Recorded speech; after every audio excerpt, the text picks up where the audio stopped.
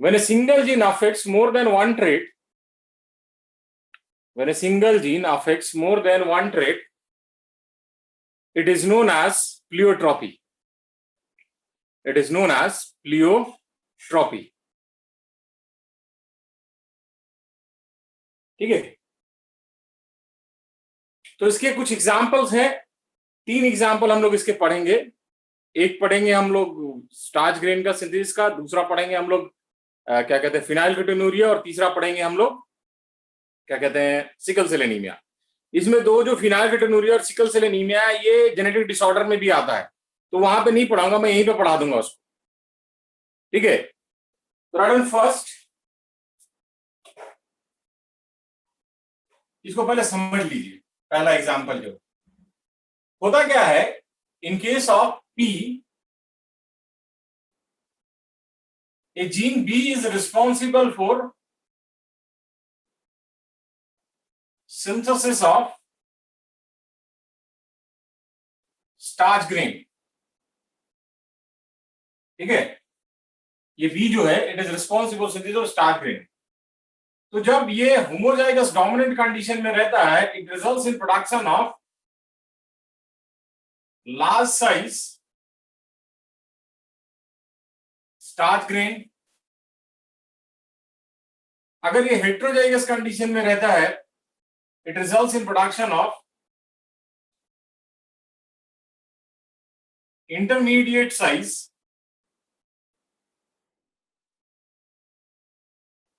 Starch grain.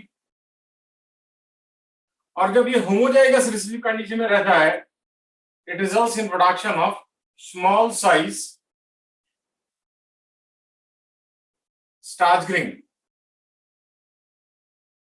अब इसका resultant क्या होता है, because of the difference in size of the starch grain, when large size starch grain is produced, seed is round. When intermediate size starch grain is produced, seed is round. And when small size starch grain is produced,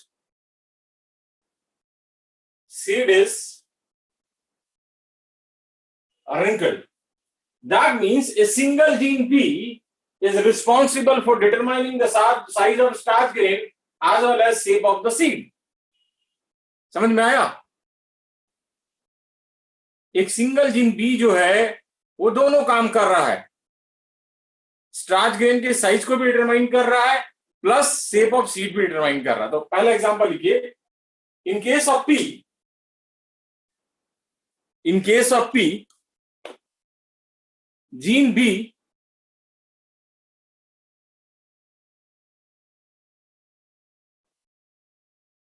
is responsible for, gene B is responsible for synthesis of starch grain. Gene B is responsible for synthesis of starch grain. When it is present in homozygous dominant condition, when it is present in homozygous dominant condition,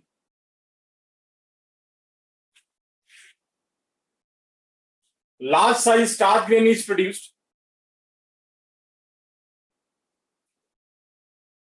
When it is present in heterozygous condition,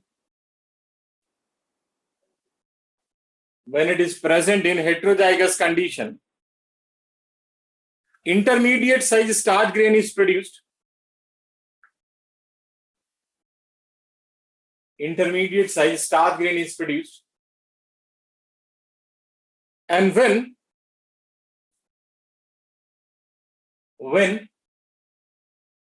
it is present in homozygous recessive condition, when it is present in homozygous recessive condition, small size starch grain is produced.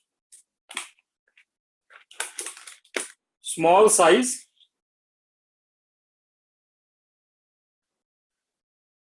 starch grain is produced.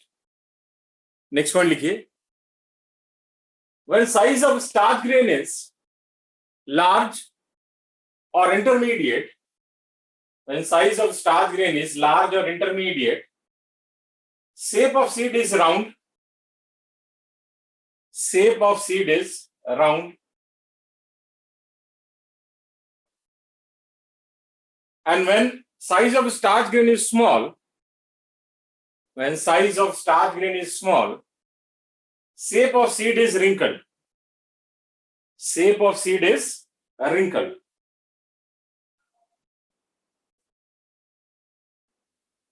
So here a single gene B, so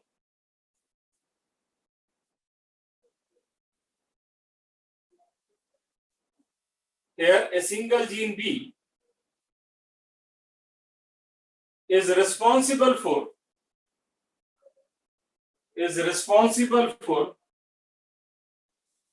determining size of starch grain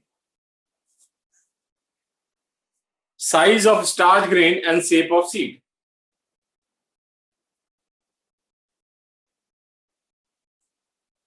Size of starch grain and shape of seed.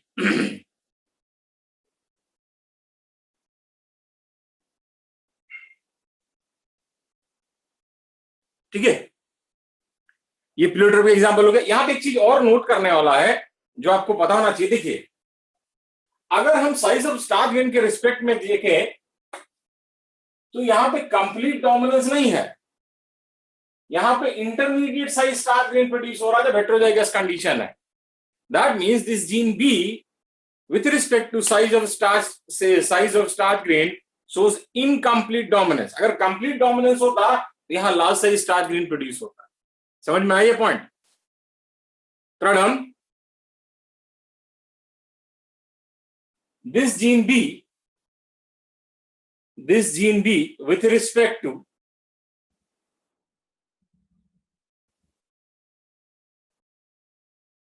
Codominance होने से दोनों express करते हैं ना भाई। छोटा बड़ा कहां हो रहा है? इंटरमीडिएट साइज, जरा बीच का रेड और व्हाइट से पिंक होता है।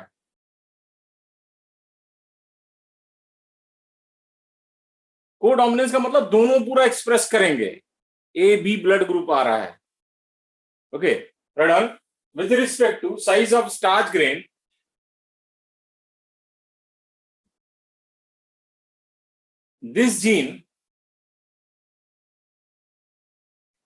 this gene shows incomplete dominance. This gene shows incomplete dominance. ठीक है, ये बन गया है ना, ये बना लिया है ना, तो लिखवा ही दिया मैंने, इसमें दिमाग क्या लगाना। अगला एग्जाम्पल,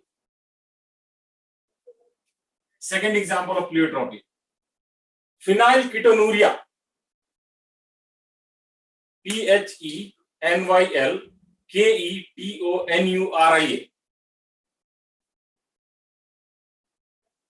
क्या लास्ट पॉइंट समझ में नहीं आया? मैंने ये कहा कि अगर हम साइज ऑफ स्टार्च ग्रेन के रिस्पेक्ट में देखें तो हेटेरोजाइगस कंडीशन में अगर डोमिनेंट होता कैपिटल बी तो यहां पे लास्ट साइज स्टार्च ग्रेन आता। यहां लास्ट साइज स्टार्च ग्रेन कहां आ रहा है? इंटरमीडिएट आ रहा है, बड़े और छोटे के बीच वाला। मतलब क्या हुआ? ये इनकम्प्लीटली डोमिनेंट है, इनकम्प्लीट डोमिनेंस है, कंप्लीट डोमिनेंस नहीं है। तो हम कहते हैं with respect to size of starch grain this gene show incomplete dominance. समझ में आया जिसने पूछा था? चलिए, नेक्स्ट आता है हमारा फिनाइल कीटोनूरिया। प्लियोट्रॉपी का एग्जांपल है, ठीक है। ये फिनाइल कीटोनूरिया बेसिकली है क्या? ये एक ऑटोसोमल रिसेसिव जेनेटिक डिसऑर्डर है। अब ये टर्म से आप अवेयर नहीं है तो मैं थोड़ा सा नटसेल में समझा दूं। हमारे बॉडी में 23 पेयर्स ऑफ क्रोमोसोम है। जैसे अगर फीमेल है तो 22 प्लस XX, अगर मेल है तो 22 प्लस XY। ये सेक्स क्रोमोसोम है, इनको हम लोग कहते हैं एलोसोम। अभी आगे ऐसे आएगा ये। और ये जो 22 पेयर्स है इनको हम लोग कहते हैं ऑटोसोम। तो ये इसका जो जीन होता है ये ऑटोसोम पे होता है, ठीक है। प्लस रिसेसिव जीन होता है। ये जीन क्या होता है? रिसेसिव होता है। ओके, तो that's why we call it autosomal recessive genetic disorder. अब ये होता कैसे है? It arise as a result of some mutation in a gene present on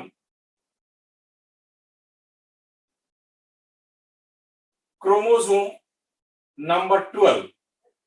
मतलब क्रोमोसोम नंबर 12 पे कोई रिसेसिव जीन है जिसमें कुछ चेंज आता है, मतलब उसके सीक्वेंस में कुछ चेंज आता है जिसके कारण ये प्रॉब्लम होता है। अब इसमें होता क्या है प्रॉब्लम, देखो फिनाइलकेटोनुरिया में एक अमीनो एसिड होता है जिसका नाम है फिनाइल एलेनिन। ठीक है, ये फिनाइल एलेनिन जो है it gets converted into another amino acid tyrosine, और ये जो कन्वर्जन हो रहा है फिनाइल एलेनिन का टायरोसिन में, it is carried out by an enzyme phenylalanine hydroxylase.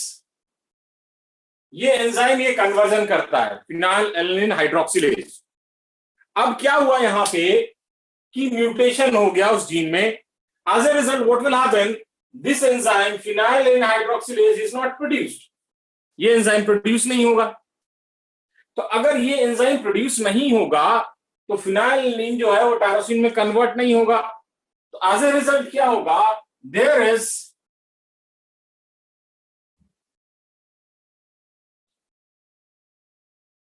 Accumulation of this phenylalanine. ये एक्यूमुलेट करेगा बॉडी में। अब ये जो एक्यूमुलेटेड फिनाइल एलेनिन है it gets converted into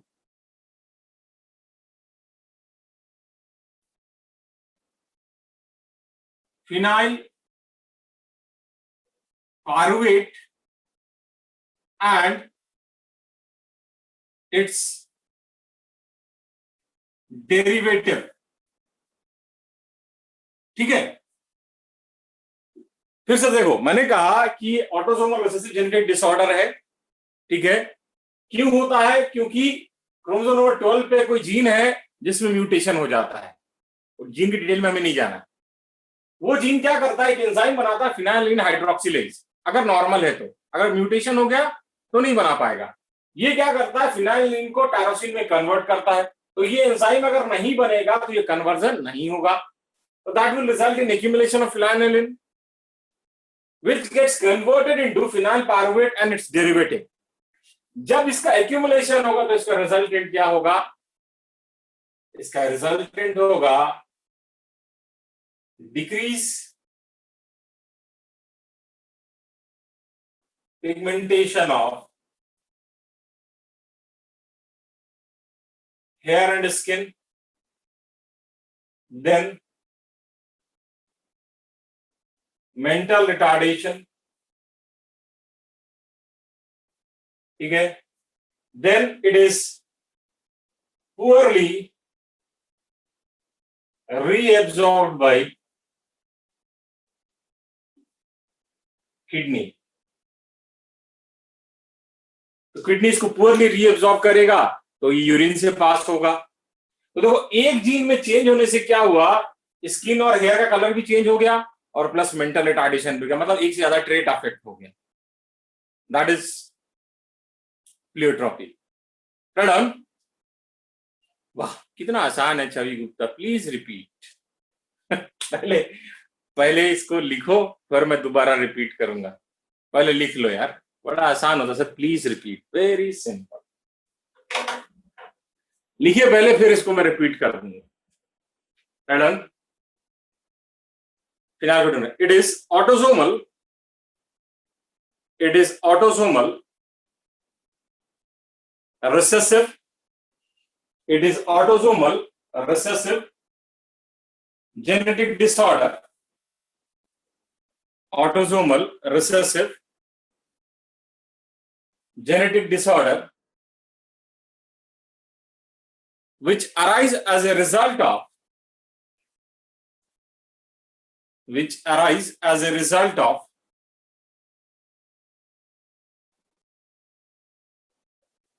some mutation, which arise as a result of some mutation in a gene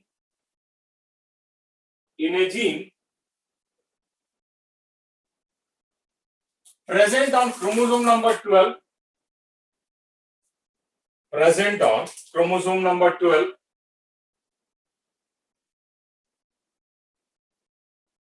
a result,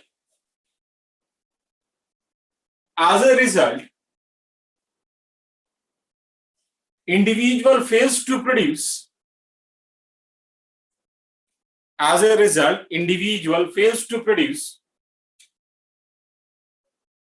an enzyme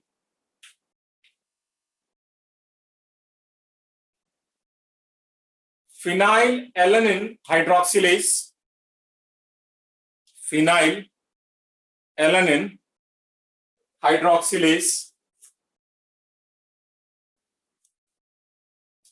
This enzyme is responsible for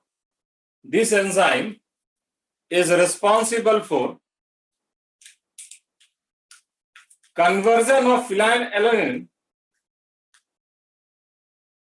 ये amino acid है, conversion of amino acid phenylalanine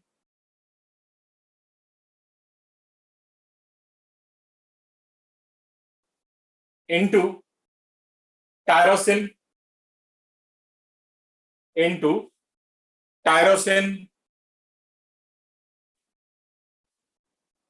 As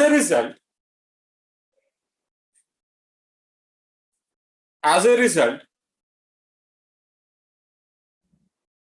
there is accumulation of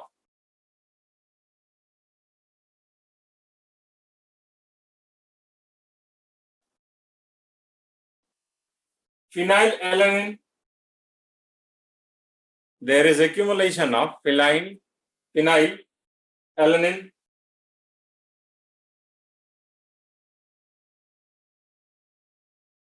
which gets converted into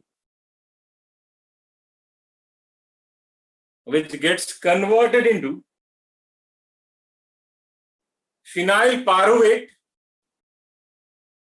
and its derivative,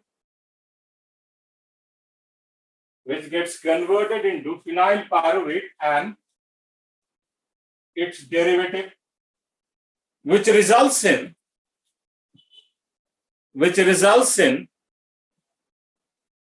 decreased pigmentation of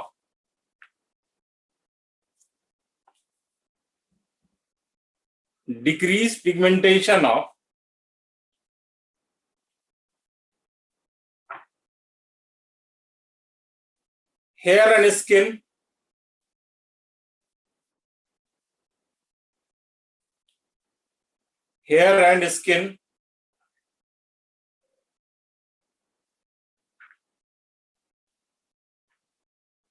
and also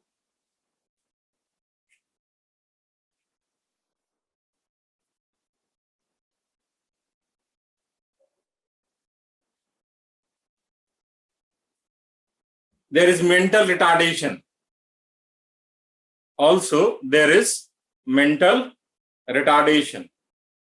ठीक है? It is also poorly reabsorbed by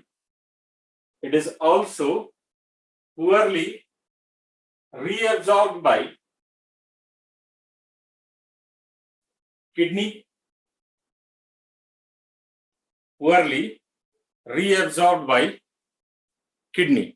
तो एक gene जो है एक से ज्यादा ट्रेट को अफेक्ट कर रहा है. अब कितने लोगों को नहीं समझ में आया बताओ? सबको समझ में आ गया? कौन? छवि गुप्ता, कोई? मुझे नहीं आया सर, नेटवर्क प्रॉब्लम है.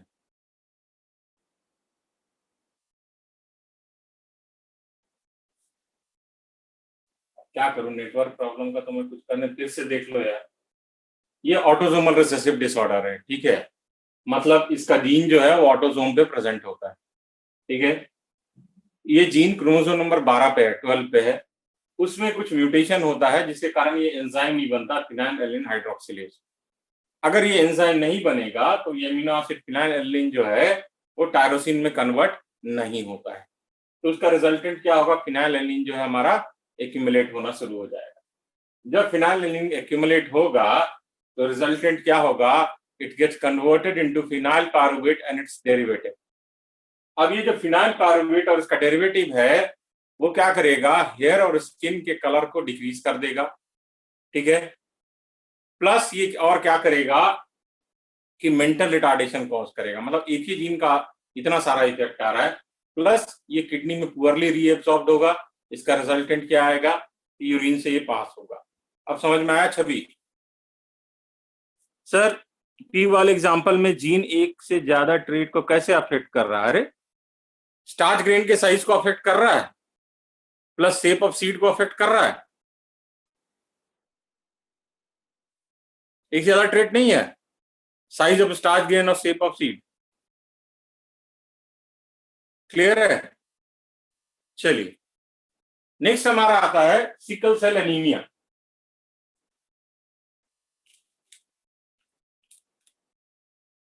Next is sickle cell anaemia.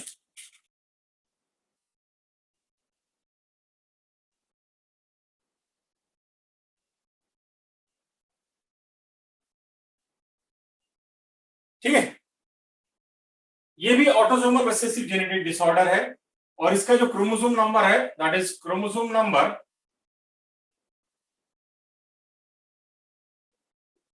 11, उसका 12th है, इसका 11 है। होता क्या है देखो, अभी ऐसे हमने पढ़ा नहीं है, ये अगले जेनेटिक्स के चैप्टर में आएगा, लेकिन मैं थोड़ा सा बैकग्राउंड बता दे रहा हूं तो आपको समझने में आसानी होगी। आप लोग जानते हैं कि प्रोटीन जो है अमीनो एसिड से बनता है, ठीक है।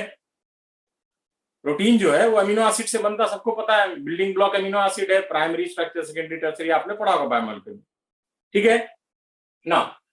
अमीनो एसिड जो है उसको कोड करने के लिए 3 बेसेस चाहिए। जैसे डीएनए में आपने 4 बेस पढ़ा होगा ना, ए टी जी सी, ये 4 बेस पढ़ा होगा ना। तो ये 3 बेस एक कॉम्बिनेशन में एक अमीनो एसिड बनाते हैं। जैसे मान लो हम बात करते हैं, जैसे एक अमीनो एसिड है मिथ्योनिन,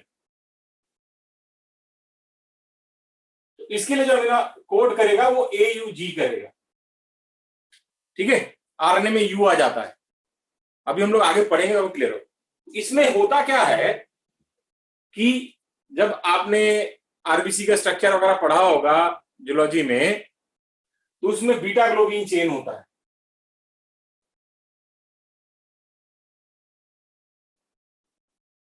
ठीक है। बीटा ग्लोबिन चेन में क्या होता है कि 6 पोजीशन पे, जब उसके चेन के स्ट्रक्चर को देखोगे तो उसके 6 पोजीशन पे जो 3 बेसेस एक साथ प्रेजेंट होकर एक अमीनो एसिड कोड करते हैं वो होता है GAG।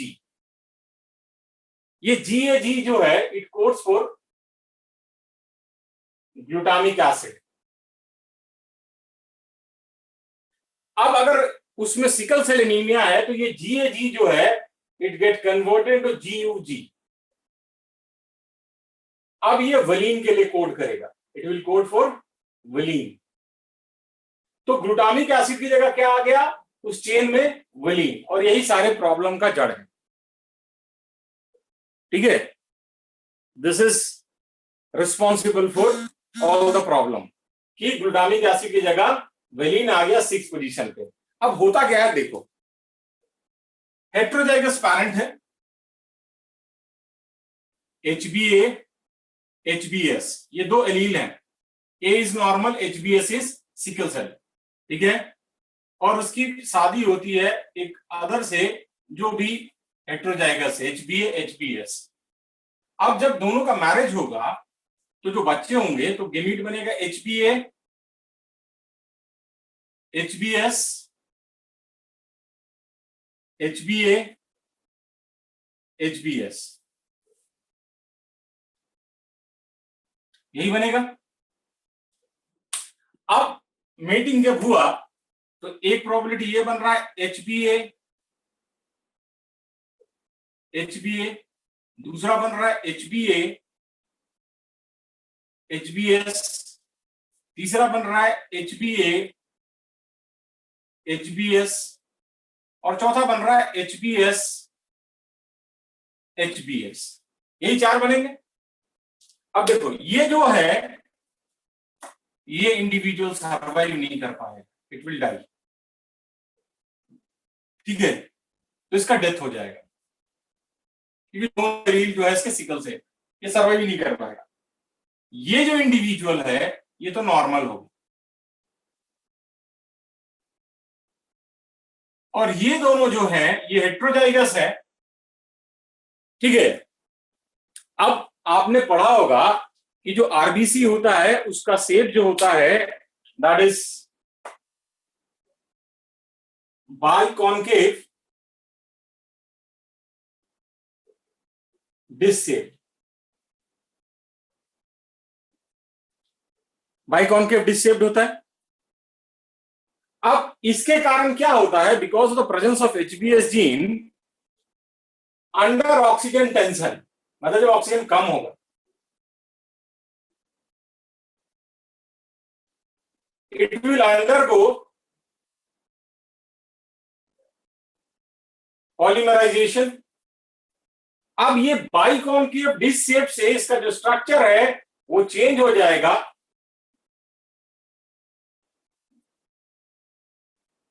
सिकल शेप में। ठीक है, तो एक तो करेक्टर चेंज हो गया कि आरबीसी का जो शेप है वो चेंज हो गया। दूसरा इसका क्या फायदा है कि those individual which has sickle shape RBC shows resistance against malarial parasite, specifically Plasmodium falciparum। आपने पढ़ा होगा, मलेरिया पढ़ लिया आपने, कभी नहीं पढ़ा है?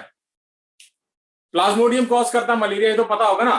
तो अगर ये सिकल शेप हो गया आरबीसी तो इंडिविजुअल जो है उसके पास रेजिस्टेंस आ जाएगा किस चीज के लिए, मलेरियल पैरासाइट के लिए। दो ट्रेट अफेक्ट हो गया, एक तो शेप चेंज हो गया और दूसरा क्या हो गया,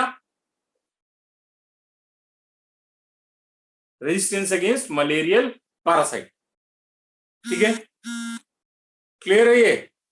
मैं फिर से समझा रहा हूं। देखो मैंने ये कहा कि ये भी ऑटोसोमल रिसेसिव जेनेटिक डिसऑर्डर है। इसमें क्या होता है कि एक जीन होता है क्रोमोसोम नंबर 11 पे, वो अफेक्ट होता है। होता क्या है, इसमें जो बीटा ग्लोबिन चेन है आरबीसी का, उसके 6 पोजीशन पे GAG which codes for glutamic acid is replaced by GUG which codes for valine. ठीक है, as a result what happens, those individuals which are homozygous for this gene is failed to survive. But in case of heterozygous individual under oxygen tension, the biconcave disc shape of RBC undergoes polymerization to form sickle shape structure. So there is change in shape of RBC as well as it will result in resistance against malarial parasite. समझ में आया? लिखिए, थोड़ा समझ में आ जाएगा। Done? It is autosomal recessive genetic disorder. It is autosomal recessive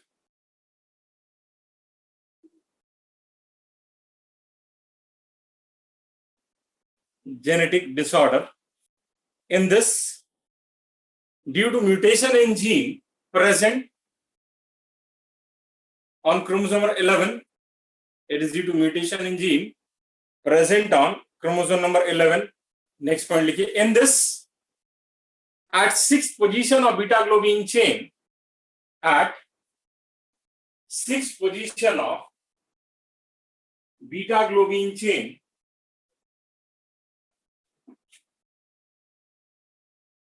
GAG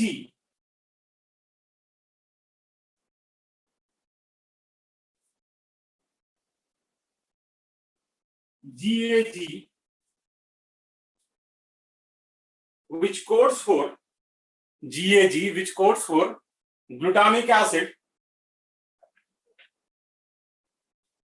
is replaced by GUG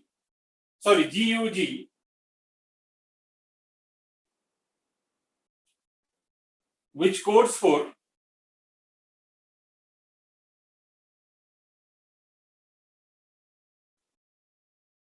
valine,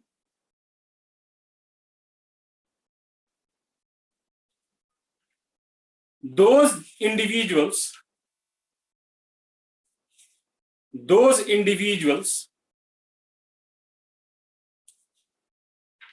which are homozygous for this gene fails to survive, whereas in case of heterozygous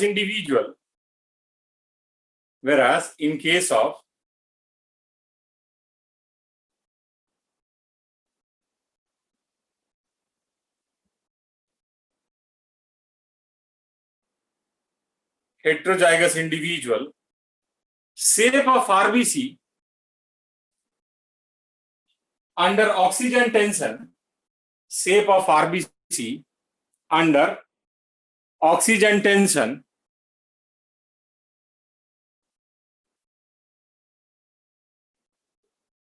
changes from biconcave disc shaped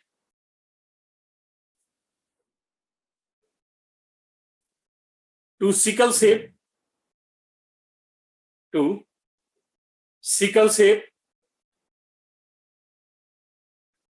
due to its polymerization,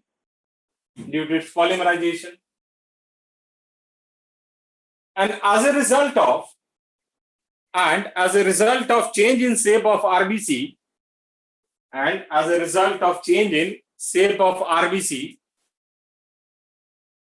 individual also become resistant to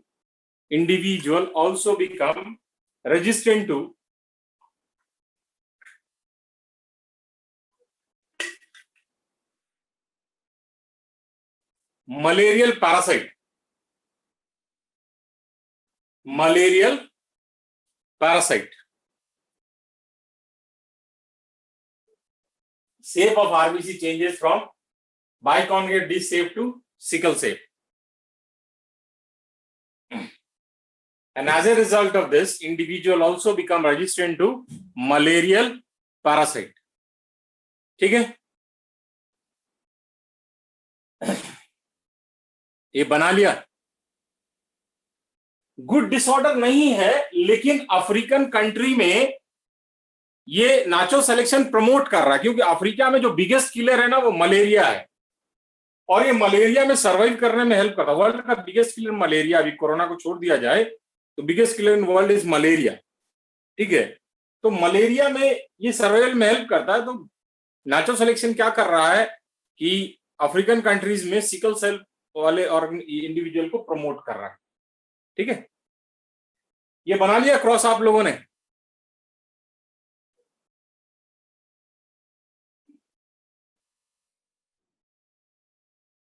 हाँ, oxygen tension नहीं रहेगा तो normal रहेगा, लेकिन ऐसा थोड़ी ना, body का ऑक्सीजन लेवल तो फ्लक्चुएट करता रहता है, कांस्टेंट कहाँ रहता है. कभी दौड़ भाग ज्यादा हो गया, ठीक है, नॉर्मल क्या सिलेंडर लगा घूमोगे, आता है पोर्टेबल ऑक्सीजन ये मशीन, आप ऐसे क्रॉस करके टांग के अपना लेके घूम सकते हो. चलिए, बन गया सबका, ये क्रॉस बना लिया आप लोगों ने. ठीक है, आगे बढ़ते हैं. देखो, अब यहां पे एक चीज और समझना है.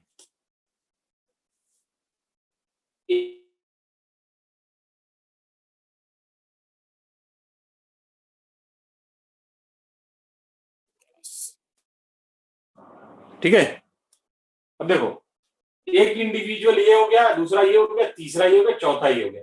इन चौथा वाला तो मर गया, तो जो हमें प्रोजेनी मिलेगा वहां पर रेशियो क्या हो जाएगा, हमारा 2:1 का रेशियो आ जाएगा ना. हम तो एक्सपेक्ट कर रहे थे 3:1 का. समझ में आया मैंने क्या कहा? ये समझ में आया सबको? एक तो इंडिविजुअल मर गया ना, तो this is an example of lethality. Lethal genes होते क्या है? ऐसे जीन जो किसी इंडिविजुअल का वाइटलिटी डिक्रीज कर दें। Vitality means survival. ठीक है, नेक्स्ट लिखिए लीथल जीन्स। नेक्स्ट लिखिए lethal jeans.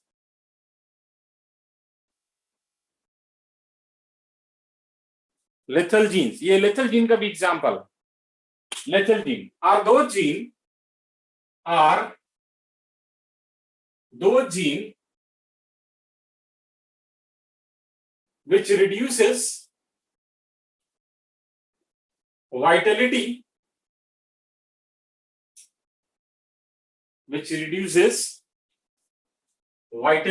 of an individual.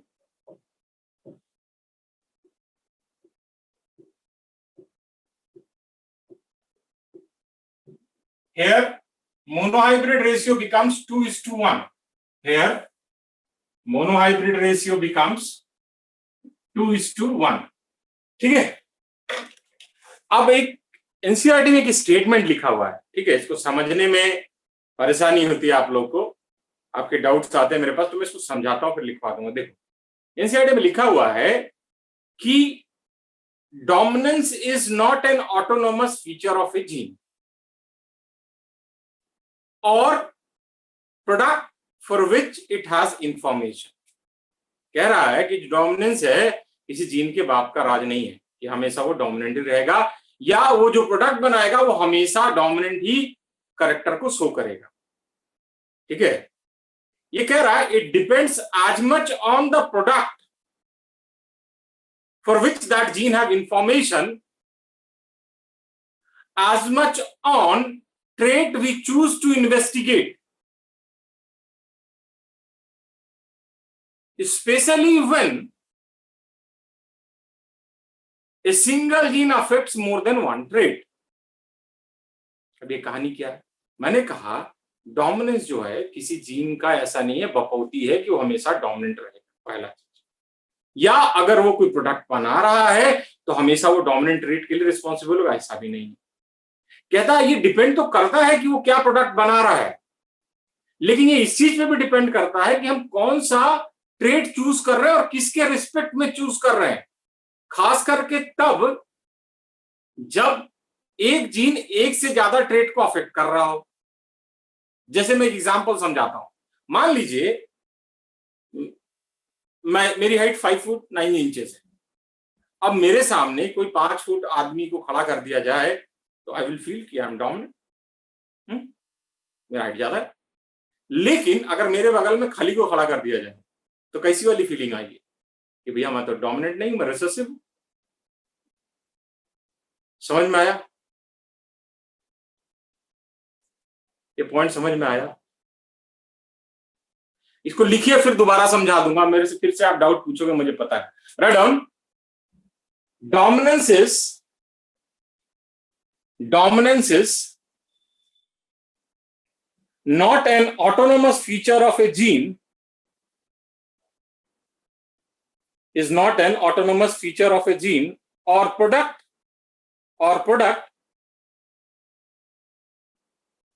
that it has information for, or product that it has information for. It depends as much on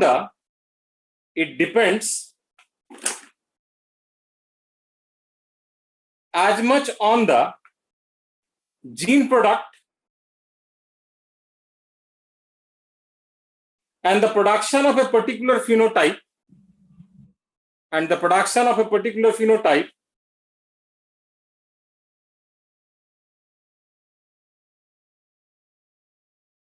as it does on the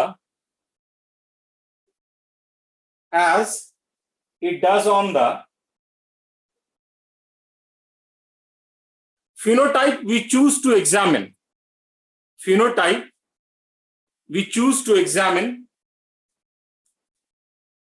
Especially when A single gene affects more than one trait, especially when a single gene affects more than one trait. ठीक है,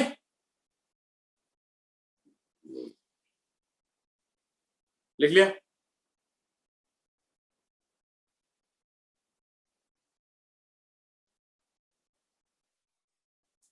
ये सारे जो हम लोग पढ़ रहे हैं, these are deviation from Mendelian law of inheritance. मैं पहले भी आपको बता चुका हूं, हम लोग अभी तक उसी में पढ़ रहे हैं। और ये जो भी हम लोग पढ़ रहे हैं, ये इंटरएलिक या इंट्राजेनिक जीन इंटरेक्शन है। ठीक है, अगेन रिपीट सर, अर्ज किया है, मैंने ये कहा कि अगर कोई जीन डोमिनेंट है तो ऐसा नहीं है कि वो हमेशा डोमिनेंट ही रहेगा, या उसके पास जो भी वो प्रोडक्ट बनाएगा वो हमेशा डोमिनेंट फीचर ही शो करेगा। कहता है हाँ, ये डिपेंड करता है कि क्या प्रोडक्ट बना रहा है और उस कौन से फिनोटाइप को अफेक्ट कर रहा है, लेकिन ये इसी पे भी डिपेंड करता है कि हम किसके रिस्पेक्ट में बात कर रहे हैं, खास करके तब जब एक जीन एक से ज्यादा ट्रेट को अफेक्ट कर रहा है। यही है, ठीक है। तो अभी तक हमने जो किया वो डेविएशन फ्रॉम मेंडेलियन लॉ है।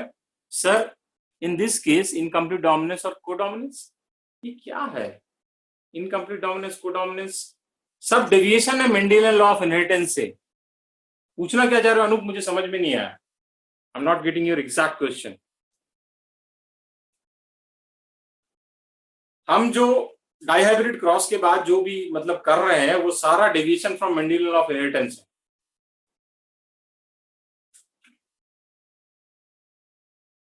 इंग्लिश रिपीट करना मतलब क्या है?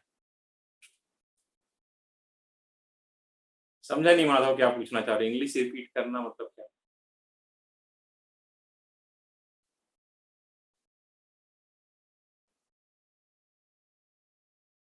सेंटेंस ये कहता है dominance is not an autonomous feature of a gene, ठीक है, और product for which it has information.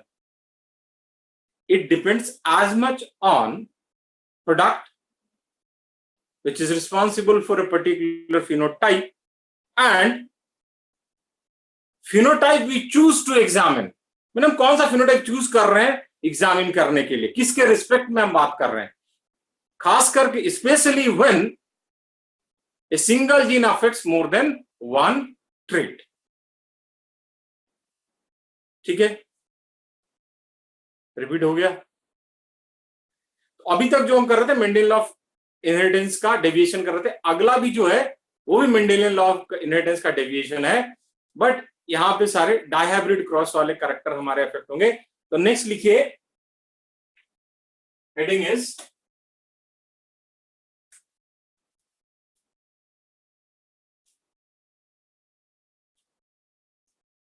Epistasis. तो next is epistasis. First one लिखिए, इट इज non-allelic, it is non-allelic or intergenic gene interaction। It is non-allelic or intergenic gene expression। In this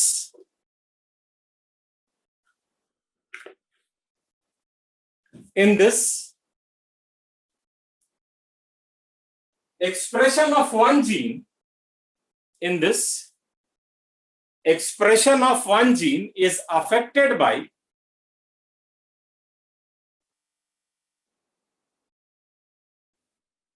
expression of one gene is affected by another gene। Expression of one gene is affected by another gene।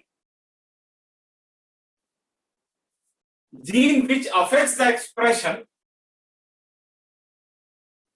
gene which affects the expression is known as epistatic gene। Epistatic gene।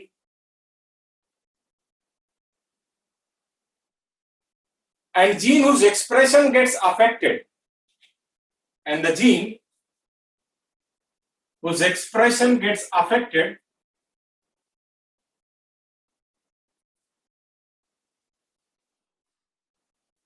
is referred as hypostatic gene, and gene whose expression gets affected is referred as hypostatic gene.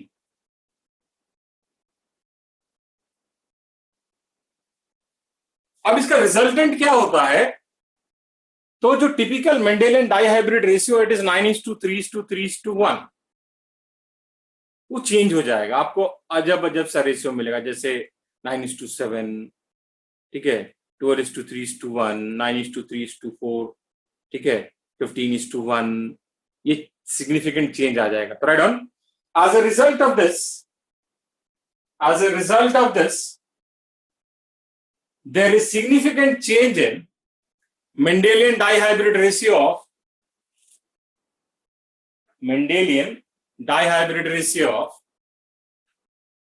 9:3:3:1.